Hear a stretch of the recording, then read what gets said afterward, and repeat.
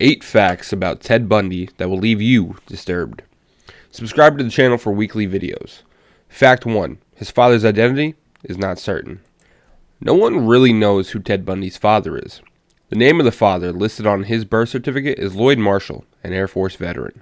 However, later in Bundy's life, his mother, Eleanor Louise Cowell, stated that his birth father was a sailor by the name of Jack Worthington. However, many people feel that Cowell wasn't honest about who Bundy's father was because she wanted to hide one of the darkest secrets of her life, that her father, Samuel Cowell, raped and impregnated her. No evidence proves that Samuel Cowell fathered his grandson. Fact 2. For years, he thought his mother was his sister. Ted Bundy came into the world November 24th, 1946. His mother gave birth to him at the Elizabeth Lund Home for Unwed Mothers.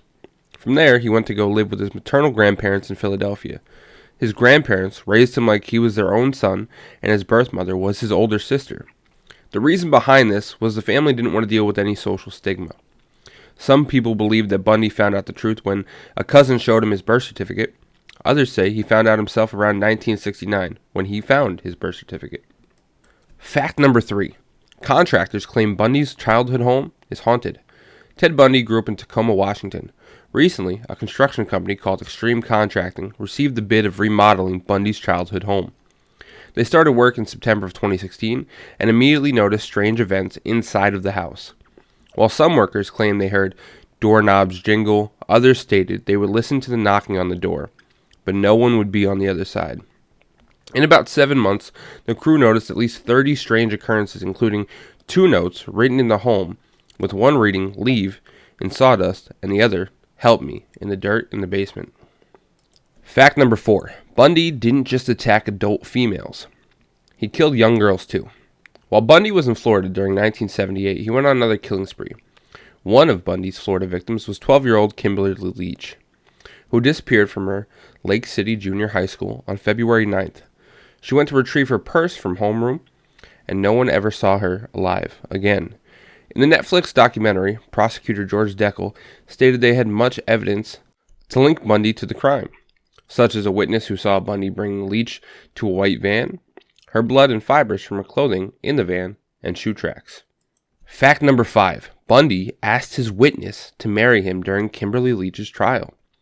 Bundy, who represented himself during a trial for the murder of Kimberly Leach, questioned his witness, Carol Ann Boone, about his character.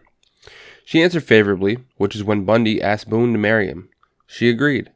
The Netflix documentary discusses this announcement by George Deckel, stating he believed it was one of Bundy's tricks towards the jury, and asked the jury to consider the timing of the marriage proposal.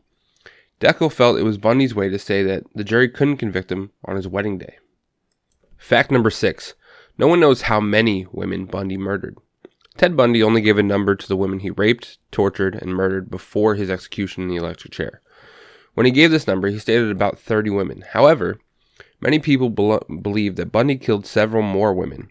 The estimated number of women and young girls murdered by Bundy is roughly 100. The problem is because he never told one person everything, and usually left out many details, investigators couldn't find out the exact number. Plus, no one knows when Bundy started murdering people, and the question will probably remain a mystery. Fact number 7. He attacked 4 women in a sorority house. Ted Bundy escaped a Florida jail in 1978 and then broke into Florida State University's Chi Omega sorority house. He only spent 20 minutes in the house, but during that time he raped and brutally murdered 2 women, Margaret Bowman and Lisa Levy. He also savagely beat 2 other women who tried to escape the house. Both of these women received a broken jaw, lacerations, and missing teeth. However, Bundy didn't stop there.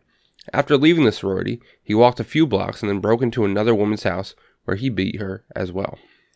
Fact number 8. Bundy kept souvenirs from his victims. While some details about Bundy's murders came into light before cops arrested him due to similarities of the crime, much information did not emerge until after his arrest and trial in Florida. One of these details was Bundy kept souvenirs from his victims. Not only did he take pictures of his victims after the crime, but he also kept body parts, such as the victim's head. When asked about this, Bundy simply stated that when you work so hard to do something correctly, you want a souvenir. Hopefully you enjoyed the video. Leave a like and subscribe for weekly videos about serial killers, and I hope you have a horrifying day.